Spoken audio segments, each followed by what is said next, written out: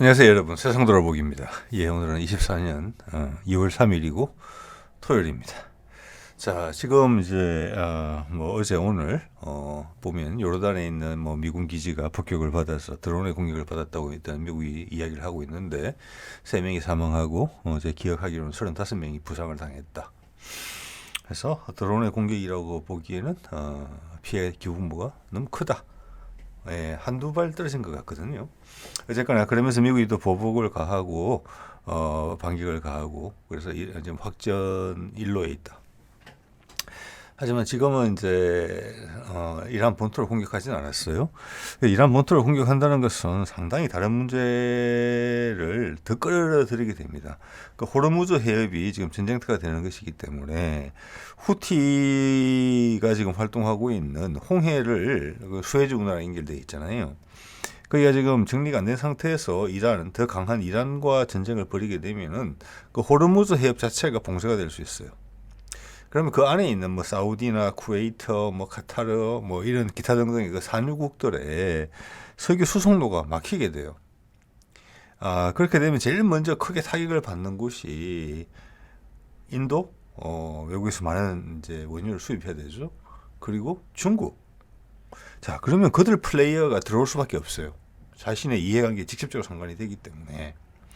그래서 불똥이 어떻게 튈지는 모르겠지만 그것은 훨씬 더 큰 전쟁으로 갈 수 있는 글로벌한 분쟁으로 갈 수 있는 사안이다. 그래서 이 사안에 이제 이걸 이제 저게 유심히 지켜보고 있잖아요, 저희가 다. 자, 그 와중에 지금 이란 공격에 대해서 예전에 트럼프 때 이란을 치려고 했다. 자, 그런 내용이 최근 이제 미국 한 보도를 통해서 확인이 돼서 그 점에 대해서 여러분하고 공유를 한번 해보고 싶어요. 참고가 되실 거예요. 예, 미국이 어떤 입장을 가지고 있는 것인지, 그리고 미국이 전쟁을 원할 때 우리 같으면 이제 북한이 중요한 사례죠. 트럼프란다. 90년대 그 클린턴 때 북한을 공격하려고 했었죠. 핵무기가 현실화되기 전에. 예, 그게 진짜 현실적으로 상당히 가능성이 높은 시나리오였다. 이런 것을 오늘 아마 말씀을 들어보시면 짐작을 하게 되실 거고, 미국이 어떻게 전쟁을 하느냐, 미국 내에서 의사결정이 어떻게 되느냐, 이런 것도 한번 살펴볼 수 있는 기회예요. 그래서 오늘은 거기에 중점을 좀 두어서 2019년에 트럼프 시절에 이란을 공격하려고 했는데 트럼프가 그걸 못하게 했다라는 부분에 대한 이야기를 한번 드려볼까 합니다. 예. 자, 이 내용은 어디서 나왔냐 하니, 지금 이게 이제 왼쪽에 있는 사람이 리덱티드라는 미국의 유튜브 채널이고 구독자가 227만이니까 상당한 숫자입니다. 예. 자, 오른쪽에 있는 사람은 덕 맥그레그라고, 이 사람이 이제 주안점이고 제가 많이 참고하는 이제 사람이고, 뭐 언론 매체의 보도는 말할 것도 없거니와 미국 정부의 언급보다도 훨씬 더 정확한 이야기를 저는 전해준다고 봅니다. 예. 이 사람은 이라크 침공 때 전차 대대장으로서 실제 활동을 했던 사람이고, 근데 별을 달지는 못했지만 트럼프에 의해서 상당히 신임을 받은 사람으로 보이거든요. 그의 이력이 상당히 중요합니다. 왜냐? 지금은 아웃사이더로서 이런 이야기를 하고 있지만 트럼프 시절에 오늘 다룰 주제를 포함해서 권력의 핵심에 있었던 사람이거든요. 그 내용을 자세히 알아요. 본인이 뛰어난 군인이었고 여러 가지 몇 건의 저술도 있습니다. 또 트럼프가 이 사람을 국가안보보좌관 자리에 올리려고 했지만 반대 여론이 많아서 밀려났다. 그 반대 여론을 형성한 사람들은 누구냐? 제가 봤을 때는 이스라엘 로비스트, 이스라엘 영향력 또는 과라고 하는 게 맞겠죠. 군사복합제. 왜? 이 사람의 성향은 그런 거 맞지 않거든요. 미국을 위하는 사람이에요. 진정한 보수주의자예요. 그래서 트럼프가 이 사람을 이제는 국방부 차관을 시키려고 했다. 근데 국방부 장관이 반대를 했다. 예. 자, 그러니까 상당히 신뢰를 받았다고 볼 수 있고 그 내부에 돌아가는 이야기를 다 들을 수 있었다. 그래서 국방장관의 보좌관을 했다. 그렇습니다. 또 이야기를 들어보면은 트럼프가 뭐 부동산 업자잖아요. 기본적으로는 대통령이 됐을 때 공화당이라는 이름을 갖고 있었기 때문에 그 공화당 내에서 있는 사람들 인재 풀에서 사람을 쓸 수밖에 없었는데 트럼프도 쉽지 않았다. 뭐 이런 걸 알 수가 있고, 또 트럼프가 김정은을 만나고 남북 종전선언에 북미 종전선언에 대해서 되게 전격적으로 행동을 취했을 때 그게 진짜 이루어지기는 어려웠겠다. 트럼프가 그만큼 한 것은 상당히 놀라운 일이다. 지금 다시 트럼프가 부상하고 있잖아요. 그런 이런 관전 포인트가 있다고 봅니다. 예, 한번 볼게요. 그가 2019년에 무슨 일이 있었는지에 대해서 중점을 두고 말씀을 드리겠고, 그 외에 상당히 중요한 이야기를 많이 했는데, 그거는 지금 중동의 전쟁이 확전되는 그 상황을 말씀드릴 때 조금씩 추가로 말씀드리면 될 것 같아요. 자, 이 맥그레거가 2019년에 무슨 일이 있었느냐? 이란을 미국이 침공하려고 했다. 나중에 좀 더 시간이 지나면 1990년대 클린턴 행정부가 북한을 침공하려고 했다. 핵무기를 가지기 전에. 예. 그래서 북한을 분할 점령하려고 했죠. 중국에도 지분을 떼주고 러시아에도 지분을 떼주고 일본에까지 지분을 떼주고 지금으로서는 상상할 수 없는 그런 이야기들이 있었다는 뒷이야기들이 흘러나오고 있죠. 자, 여기서 지금 이제 이 전쟁이 지금 확전될 것이냐, 가자 전쟁이. 여기에 대해서 맥그레거는 불행히도 전쟁은 확전될 것 같다. 그 전쟁을 원하는 세력이 너무 많다. 이런 거고, 이 전쟁이 이란을 아직까지 공격 안 했지만 공격하게 될 가능성이 있다라고 보고 있는 것이고, 미국이 이유로 삼고 있는 것은 이란을 공격하게 된다면 지금 하마스나 헤즈볼라나 후티가 이란의 지휘를 받고 있다라는 게 미국의 주장이죠. 그리고 많은 서방 언론들이 우리나라 언론도 그렇게 이야기하고 있는 것 같습니다. 이란의 지원을 받는, 이렇게 이야기하죠. 항상 이란의 지원을 받는 헤즈볼라, 이란의 지원을 받는 후티. 그러니까 맥그레거는 분명히 이야기합니다. 그들은 이란의 지휘를 받고 있다는 증거가 전혀 없다. 이게 오늘의 이제 포인트예요. 자, 그리고 솔레만이라고 이란의 장성을 2020년에 미국이 무인기를 통해서 암살을 합니다. 이라크에서. 여기에 대해서 이란이 이제 크게 뭔가 행동을 했었어야 되겠죠. 그들이 여론을 위해서도. 그래서 반격을 가하는데 뭐 미사일을 쏘고 로켓탄을 쏘고 뭐 그런 류의 반응이 있었던 것 같아요. 그런데 쏘기는 쐈는데 두 가지가 있어요. 첫 번째는 어디를 쏜다라고 미군한테 이야기를 했다는 거예요. 사전에 통보를 했고, 두 번째는 미사일이 교묘하게 다 빗나갔다. 근처에는 떨어졌지만 실질적인 피해는 발생시키지 않았다. 자, 이것은 이란이 엄청나게 섬세하게 미국과의 긴장관계를 조절하고 있다 라는 것을 이야기해주고 있는 거예요. 그래서 맥그레거가 이 이야기를 한 이유는, 이거 맥그레거가 한 이야기거든요. 그렇게 어설프게 헤즈볼라나 후티를 지원하는 그런 부분이 아니다. 이란은 엄청나게 섬세한 타격을 가할 수 있는 무기를 가지고 있는 나라다. 최근에 시리아인가 이라크인가 어디 중에 이스라엘 모사드 지부를 공격했죠. 그리고 있는 모사드의 장애, 그 지역의 장애, 살림집까지 공격을 했어요. 아마 이라크인 것 같네요. 그 살림집이 미국의 영사관, 즉 미군 기지랑 상당히 가까운 데 있었어요. 근데 거기를 정밀 폭격했다고 해요. 영사관에 아무 피해를 주지 않고. 즉 이란이 가진 무기 수준은 그 정도 수준이다. 그런데 요번에 이제 요르단에서라고 알려진 드론 공격에 의해서 미군이 3명 사망하고 35명이 부상당했다. 이에 대한 맥그레의 의견은 이렇습니다. 그거는 드론이 아니다. 드론이 한두 발 떨어져 가지고 유발시킬 수 있는 피해의 규모가 아니다. 그냥 탄도탄이다. 자, 그럼 이라크 저항 세력이나 시리아 저항 세력이 공격을 한 것인데, 그들은 요르단 내에는 있는 미군 기지는 지금 미국이 합법적으로 요르단 정부하고 협의하에 존재하는 곳이고, 시리아 내에 있는 기지는 이라크 내에 있는 미군 기지와 마찬가지로 불법적으로 점유하고 있는 곳이다. 그래서 그들이 사실은 저항군의 핵심 목표다. 물러나라. 그래서 이라크에서는 지금 미군과 이라크 정부가 협의를 하고 있죠. 미군 기지 빼려고. 그래서 거기를 공격하려고 했는데 거기가 지금 상당히 요르단 국경과 가깝다. 그래서 그 탄도탄이라고 지금 보고 있거든요. 맥그레거든. 그게 좌표 설정이 잘못된 듯이 날아가는 과정에서 오류가 있었다. 그래서 요르단 내 기지에 떨어진 것이다. 지금 이런 이제 설명을 하고 있어요. 자, 그런 것들을 말해주는 것은 맥그레거가 말하고 싶은 것은 이란은 핵무기도 지금 가지고 있는 것으로 보이고 그것을 실어 나를 수 있는 무기 체계를 아랍 전역을 다 사정거리에 들 수 있는 최고 수준의 탄도탄들을 다 가지고 있다는 뜻이고, 제가 최근에도 말씀을 드렸지만 그들이 지금 실험용 인공위성을 뭐 500km 궤도 또 지구위 뭐 한 700, 800 궤도까지 올린다는 거거든요. 대륙간 탄도탄을 생산할 수 있는 기본적인 기술 확보했다는 걸 보여주는 거거든요.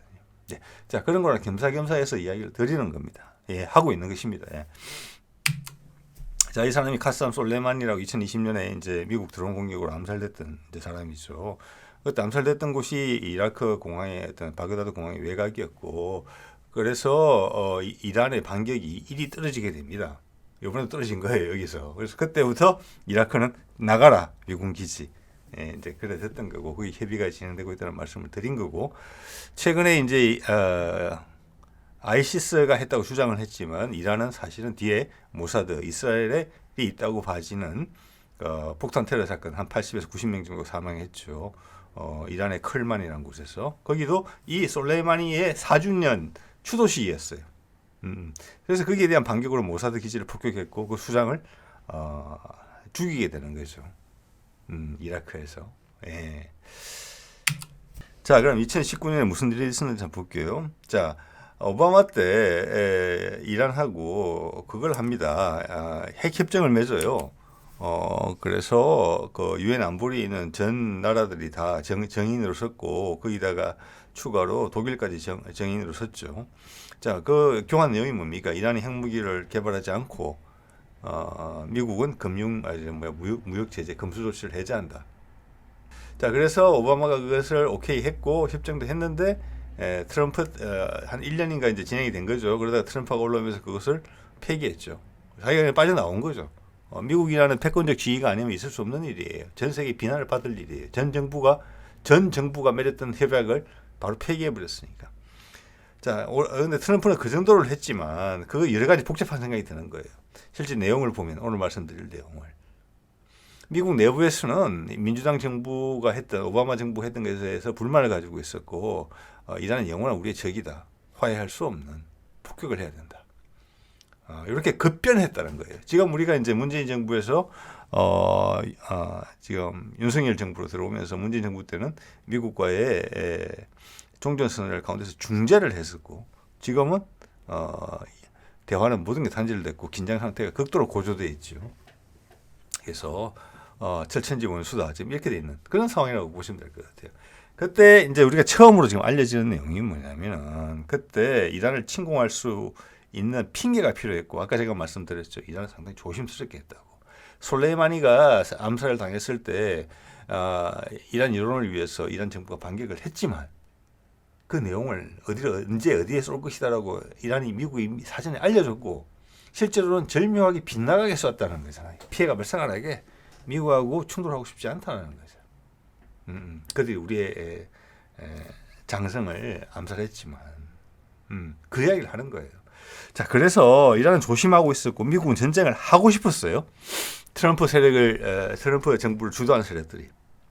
그래서 무슨 끈을 만든 거죠. 이거는 글로벌 호크라는 무인 정찰기가 있습니다. 그 당시는 최신형이었어요. 2019년에. 그래서 그것을 이란의 지금 제가 드리는 말씀은 맥그레거의 이야기고 맥그레거는 그 당시 국방 관련 최첨단 정보를 최신 정보를 들을 수 있는 입장이 있었다는 말씀을 드리는 거예요.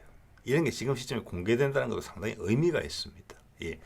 이란 방공식별구역, 우리도 방공식별구역이 있죠. 카디제라고 우리는 부르죠. 방공식별구역. 우리 영공은 아니에요. 영공은 아닌데 비행기는 금방 날라오니까 그 안에 들어오면 자기 자신이 나는 누구다라고 밝혀야 되는 그런 영역이에요. 방공식별구역의 경계를 비행했다. 그는 적나라하게 이야기하지는 않지만 들어갔다고 봐지는 거예요. 일부러. 예. 그런데 이거는 뭐 다른 민항기도 아니고 정찰기가 상대방의 방공식별구역에 들어갔다는 것은 적대적 행위로 간주할 수 있다는 게 맥그레거의 이야기예요.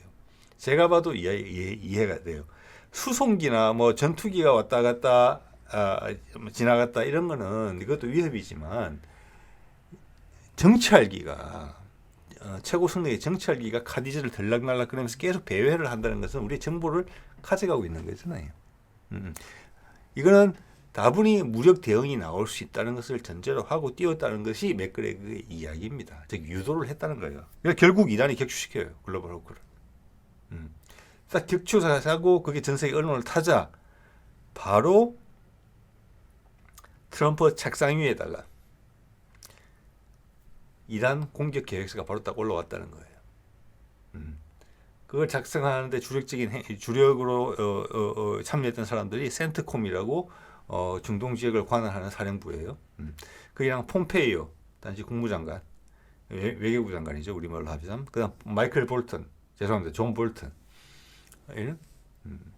이 오늘의 주인공인 맥그레거를 여기 임명하고자 했던 그 자리에서 국가안보부장관 자리, 우리말로 하면 안보실장 정도 되는 자리예요. 그 자리를 볼턴이 차지하고 있었고, 그 볼턴이 결과적으로는 판문점까지 방문했던 트럼프가 북미 종전선언으로 골인하지 못하게 막아선 주요 인물 중에 하나가 되기도 했죠. 그래서 이란 폭격 계획을 바로 제시를 했다는 거예요. 자, 이런 그룹들이 주위에 형성이 돼 있었고, 공화당 정권을 잡은 어떻게 보면 날라온 대통령인 트럼프가 고를 수 있는 인력들은 여기밖에 없었고, 그가 괜찮다고 생각하는 사람을 뽑으려고 했을 때는, 예를 들어서 맥그레거 같은 사람을 뽑으려고 했을 때는 이 사람들이 다 반대했다는 겁니다. 기본적으로. 자, 이런 고위 공직자들에 더불어서 이스라엘 로비가 엄청나게 세다. 예. 자, 미국이 여론하고 다른 미 정부의 정책적 결정이 내려지는 많은 뒤에는 그들 정치인들의 생명줄인 돈줄, 정치 자금을 누가 지원하느냐에 따라서 많이 정해져요. 그래서 미국의 여론의 바탕을 두고 정치를 한다기보다는 미국 하원은 임기가 2년밖에 안 돼요. 그럼 우리 4년이거든요. 그래서 그건 미국이 좀 잘못된 것 같아요. 선거에 당선되자마자 그 다음 재선을 벌써 걱정해야 되고, 재선을 하기 위해서는 돈이 필요해요. 또 쉽게 말하면 2년마다 계속 바뀔 수도 있어요. 그래서 그들은 이런 로비스트의 쉬운 밥이 된다는 거예요. 내가 도와줄게. 내가 원하는 이해관계에 맞는 정책을 좀 해줄래? 내가 나의 양심에 근거해서 노를 하면은 바로 상대방 당으로 가서 똑같은 제안을 한다는 거죠. 자, 이런 부분들이 있는데 거기서 큰 힘을 행사하는 사람이 이스라엘 로비스트가 있다. 여기는 이란을 반드시 없애야 된다는 압력을 계속 넣고 있다. 그래서 미국 상층부, 대통령 주변의 의견은, 미국 또 의회 주변의 의견은 미국 대중의 의견과는 정말 많이 다르다. 이런 면에서 여러분이 이번에 한번 느끼실 수 있는 게 저를 포함해서 뭐냐면은 우리나라 정치는 아직 수많은 비난을 우리가 하고 있지만 상대적으로 순수하다. 그게 우리의 힘이다. 그거 한번 말씀드릴 수 있을 것 같아요. 트럼프도 어쩔 수 없는 부분이 많았다는 거예요. 본인이 혼자 할 수 없는 부분들이. 요번에 만약 다시 대통령이 된다면 다르겠죠. 그래서 그때 일어났던 구체적인 사안을 맥그레거의 입을 통해서 여러분에게 전달을 드려보면은 트럼프는 강한 압박을 받고 있다, 이렇게 볼 수 있을 것 같아요. 그 주변에 있는 주요 참모들이 자, 글로벌 호크가 떨어졌으니까 이란의 본때를 보여줘야 되겠다. 그래서 아직 핵무기는 개발 안 됐을 거예요. 이란은 그때 핵기집전에서 바로 탈퇴하지 얼마 안 됐기 때문에. 그 어떻게 보면은 이제 90년대 클린턴 행정부가 북한을 침공하려고 했을 때랑 똑같은 상황이라고 봐야 돼요. 핵무기 개발 전에. 어떻게 보면 이제 북한을 공략한다고 봤을 때는 그때가 맞죠. 거기도 뭐 이란과 마찬가지로 협정을 맺지는 않았지만 여러 가지 비핵화 협의체가 있었지만 난항을 겪고 있었기 때문에 어떻게 결과적으로는 이란과 같은 상황이었던 거예요. 자, 그랬는데 지금은 북한은 핵 보유국이 됐고 이란도 핵 보유국에 준한다, 이렇게 봐지거든요. 자, 그렇게 되면은 이들 주요 세력들, 그 당시에는 트럼프 주변에 있었던 이 주요 세력들이 과연 강공으로 밀어붙일 수 있느냐? 그렇기 때문에 이란이 이제 실험용 인공위성 몇 개를 날린 것을 이야기를 해줬다고 보는데 완벽하게 준비는 안 된 것 같아요. 북한만큼은. 이런 게 좀 애매한 부분이고, 아까 말씀드린 호르무즈 해협이 막히면 우리도 큰 문제예요. 거기 유조선이 떠나지를 못한단 말이에요. 그거 전쟁터가 되는데 거기는 뭐 운하도 없고. 네. 자, 그래서 그때 압박을 받고 있던 트럼프가 이것을 어떻게 돌파를 했느냐에 대해서 맥그레거가 구체적으로 전달을 하고 있습니다. 트럼프가 이렇게 물었대요. 그럼 공격 계획서가 딱 왔으니까 미리 준비된 상태에서 딱 등장한 거예요. 여기저기 여기를 폭격하겠다라고 딱. 거기다가 이란이 저항을 하면은 침공이 되겠죠. 이제는 이라크에 들어갔던 것처럼 트럼프가 이렇게 물었대요. 우리가 이게 공격을 가하게 되면 이란의 예상 희생자는 얼마나 발생하는가. 그랬더니 대충 숫자를 이야기했던 것 같습니다. 트럼프가 이렇게 이야기를 했대요. 우리는 UAV 하나 떨어졌잖아. 우리는 미국 사람 아무도 안 죽었잖아. 그런데 우리가 예를 들어서 초기 폭격에 의한 희생자를 물었겠죠. 처음에는 폭격으로 시작했고 거기다가 이란이 수그리지 않고 반격해오면은 이제 지상전 이런 이야기가 이어졌겠죠. 그러면 초기 폭격에 희생자 얼마 나오는데 뭐 몇백 명 이렇게 이야기하니까 아니다.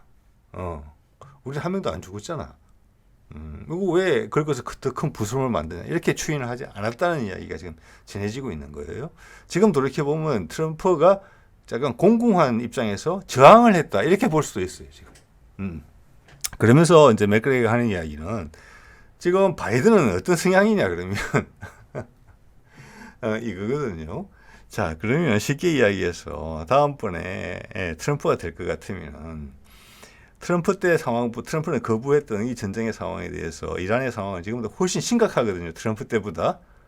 근데 본인이 대통령이 못 된다. 그러면은 뭔가를 싸질러 놓고 떠안겨 놓고 다음 정부에게 넘기겠다는 거냐, 이 사안을. 이런 식의까지 생각을 유추해 볼 수 있는 그런 상황이에요. 네.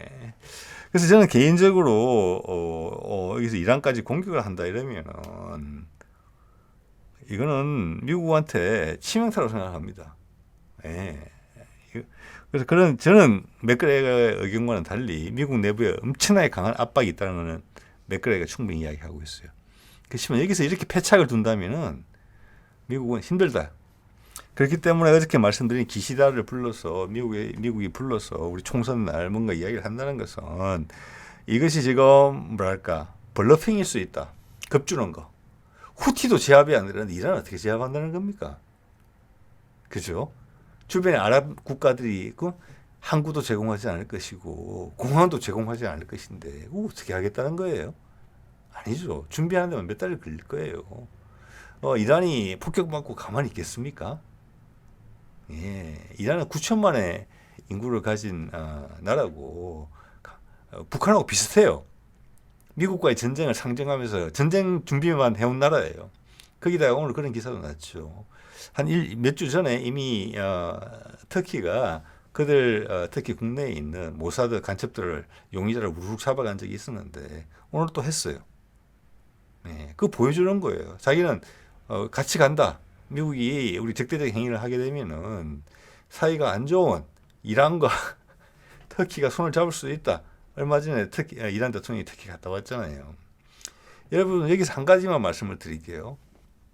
민족적이라는 부분에 있어가지고 터키는 아랍이 아니에요. 이슬람이긴 해요. 그렇지만 터키는 원래 유목민족이에요. 중앙아시아에 있는 유목민족이에요. 그리고 우리 보고 형제라고 그러잖아요. 유목하던 사람들이 정착을 했어요. 아나톨리아 반도에. 예? 한 1000년 전에. 예. 그래서 이슬람으로 개종을 했어요. 그전까지는 아마 티베트 불교에 가까웠을 거예요. 종교도. 그래서 지금 아랍에 있는 나라들하고는 인종이 달라요. 말도 완전히 다르고. 거기는 이란도 마찬가지예요. 이란은 페르시아 민족이거든요. 아프가니스탄 이쪽하고 가까워요. 그들이 똑같은 아랍 문자를 쓰지만 의사소통이 안 된대요. 그러니까 진짜 아랍은 이라크, 사우디, 요르단 요쪽이에요. 네. 그래서 기본적으로는 남의 일이에요. 그들 입장에서는. 그리고 오스만 투르크 제국을 한때 전 세계를 호령했던 터키하고 페르시아 제국의 영공을 가지고 있는 이란은 감정 싸움이 되게 심한 곳이에요. 근데 거기가 지금 손을 잡는다? 그 뒤에는 러시아와 중국이 따라 들어오고 그들의 이해관계 때문에 세계 여론도 좋지 못하고 유럽의 나토 국가들이 본격적으로 미국을 도울 수 있는 형편이 못 돼요. 미국도 형편이 약하고 여기 전쟁을 선택한다? 그럼 전 세계가 그냥 가는 거예요. 다. 그래서 저는 개인적으로 낫다고 보고 지금 바이든이 기시다를 부르면서 한반도의 어떤 펼치기 위한 블러핑일 가능성은 높다. 또 그렇게 본인도 그렇게 행동을 해야지 미국 여론이 바이든의 곁에 머물게 되는 그런 부분도 또 있는 거거든요. 예. 그래서 뭐 좀 더 지켜봐야 되겠습니다. 예. 자, 왼쪽이 이제 존 볼턴이었고 그 당시 국가안보보좌관이었죠. 트럼프 시절에 있었죠. 오른쪽이 마이크 폼피오 국무장관이었죠. 자, 이런 친구들이 다 이란을 공격해야 된다. 이렇게 생각을 했다는 겁니다. 예. 그래서 원래 분위기로 따지면은 오바마가 평화적인 방법으로 해결을 하려고 했고, 오바마 때 부통령을 지냈던 민주당의 바이든이 다시 대통령이 되면서 그런 부분을 이어받았으리라고 생각을 해야 되는데 오바마 때 했던 것을 우리 대북 관계에서도 심지어는 바이든이 이제 대통령에 오르자마자 트럼프가 북한과 했던 약속들을 내가 다 존중하겠다라고 이야기했어요. 왜냐? 트럼프는 대통령이 되고 나서 오바마가 이란과 했던 약속을 나는 파기했잖아요. 그러면서 큰 차이가 있어요. 그거랑 비교해 보면은 즉 종전선언의 분위기를 한반도 비핵화 분위기를 계속하겠다. 한반도 비핵화라는 것은 남한의 핵무장을 원치 않고 그래야지만 북한의 핵무장이 비핵화될 수 있는 지렛대가 되기 때문에 그렇게 했다는 것이고 결과적으로는 북한과 미국 사이에 종전선언을 하겠다. 평화협정을 맺겠다. 국교를 정상화하겠다. 자, 그 뒤에 러시아가 있다는 거잖아요. 결국 중국이 고립된다는 부분이 있는 것이고, 자, 그런 초기적인 시도를 해놓고 종전선언 코앞에까지 갔었죠. 한두 번, 세 번, 매년 연례 행사로 그러고 있어요. 이번에 또 그러는 것 같아요. 여러 가지 옵션을 가지고 있는 거예요, 지금. 이 중에 어떤 선택을 할지 몰라요. 여태까지는 항상 한반도에 반하는 결정을 내렸어요. 폭력적인 결정을. 트럼프 때 지금 존 볼턴이나 마이크 폼페이오가 했던 결정을 내리고 있어요, 지금. 우크라이나에서 그랬죠. 이번에 후티 공격한 거 또 그랬죠. 그래서 지금 맥그레거는 이란 공격할지 모르겠다 그렇게 이야기하는 거예요. 제가 보기엔 미친 짓이라고 봅니다. 진짜로.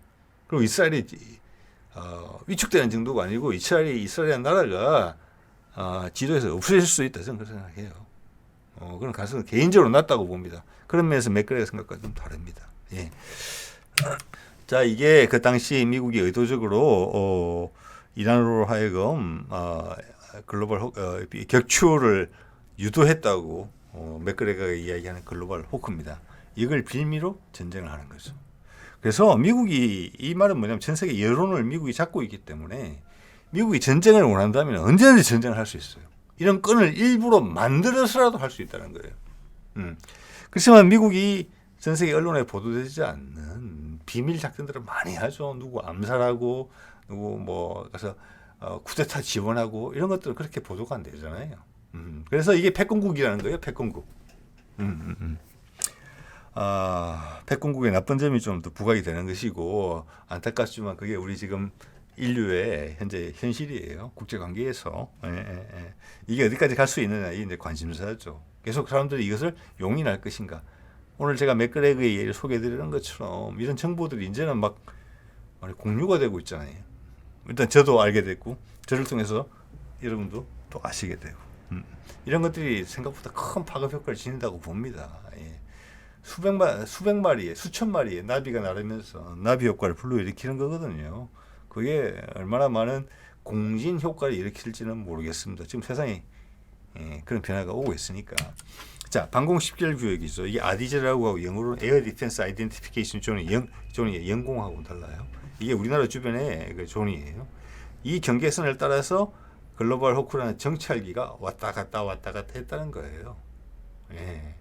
무단 침입했다가 벗어나는 경우는 있어도 얘는 상당히 카페 얼쩡거렸을 것이라고 봐요. 이란을 충분히 자극할 만큼. 당시 이란은 아까도 앞서 말씀드렸지만 그들의 장군의 암살에 대해서 보복 공격을 해야만 됐기 때문에 그들의 여론을 달래기 위해서 그럴 때도 미국의 사전에 통지를 했고 내가 어디를 공격할까 하는 걸 알려줬고 일부러 마치지 않았어요. 즉 글로벌 호크는 맥그레거가 구체적으로 이야기하지 않지만 이란이 격추시키면 안 될 정도의 도발을 했을 거라고 봅니다.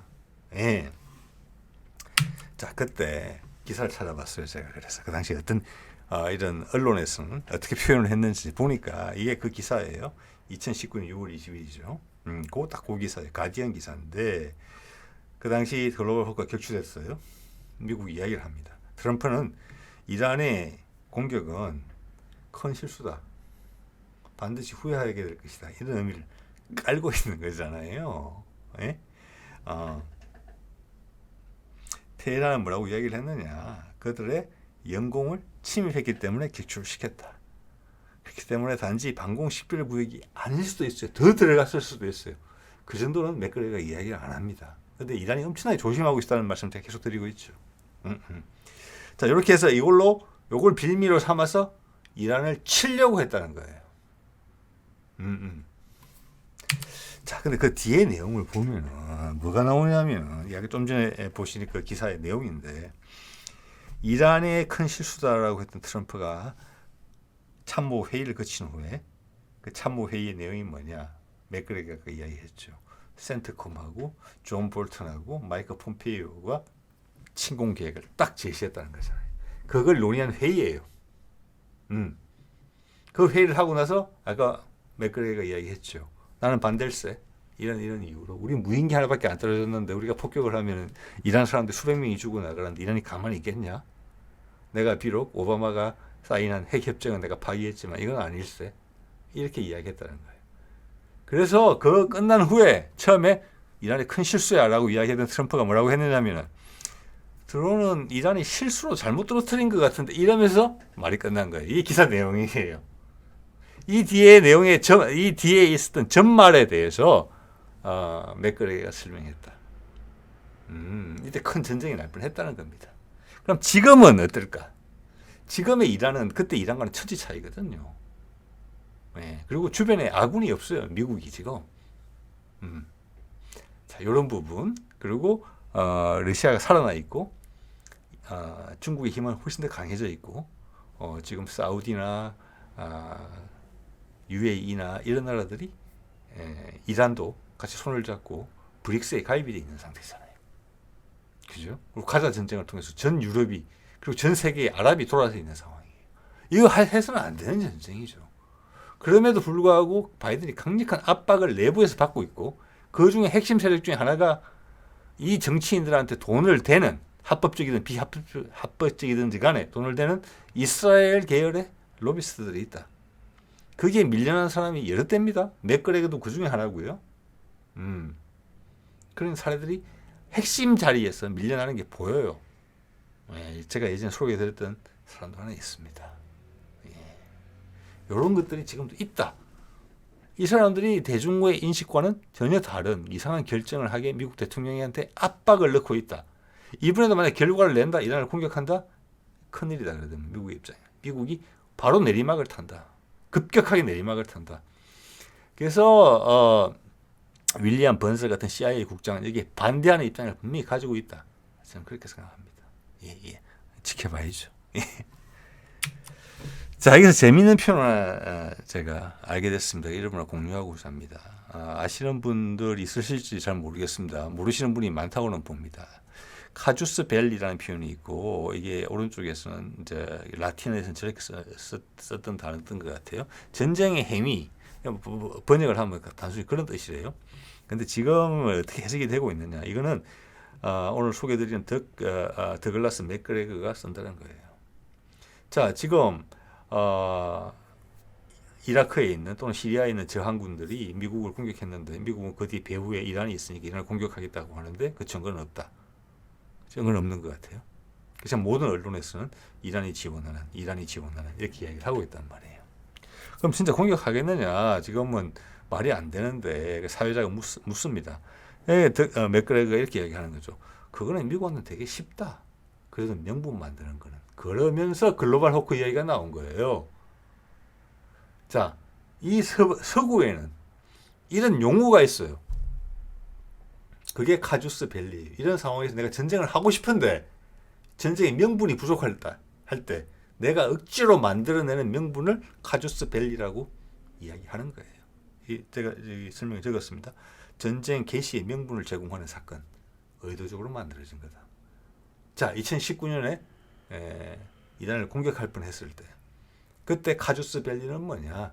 글로벌 호크를 일부러 띄워서 알짱거리게 했다. 방공 식별 구역이나 내지는 좀 더 가능성이 많게는 영공을 들어가게 했다. 그래서 이란이 격추시키지 않을 수 없게 만들었다. 그러고 나서 그걸 핑계로 이란을 공격한다.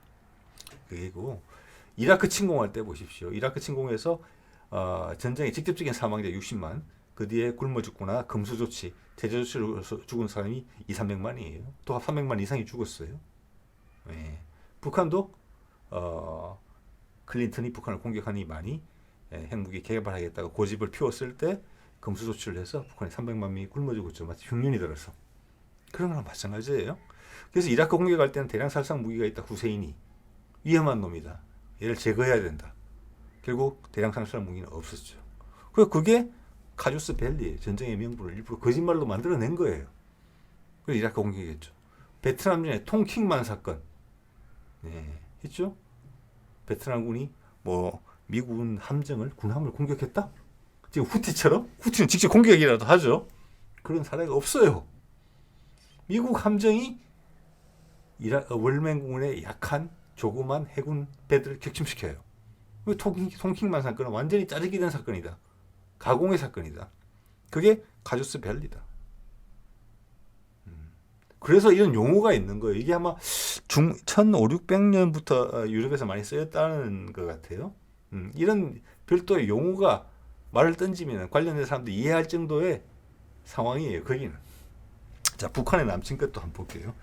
북한의 남침을 할 때 미국이 남한의 영향력을 확보하기 위해서 많은 노력을 기울인 다음에 남한을 확보한 거예요.